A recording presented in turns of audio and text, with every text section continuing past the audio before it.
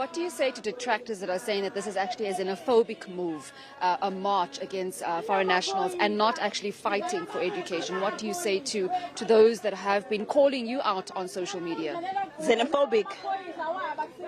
I think we all don't care anymore about being called xenophobic because everything we do defending our rights is xenophobic. We want to be put first in our country, it's xenophobic. We want our children to come to school, it's xenophobic.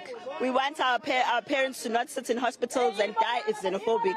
And the funny part is, I think the word xenophobia has lost its meaning. Xenophobia is a feeling. It's about me feeling like I don't like you. This is not about feelings. It's about the law, it's about the policies, it's about our government, it's about our country, it's about our people. So whether they feel like we like them or don't like them is irrelevant. Whether they want to be loved in South Africa really is not the issue right now. We want the laws in this country to work in our favor because that's why we vote. We don't vote so that foreigners can come from wherever they come from to come and enjoy the resources that we are paying for and the resources that people died for this democracy to happen. So if they feel we're xenophobic, even more reason to go. You're xenophobic, go to your country and you won't experience xenophobia.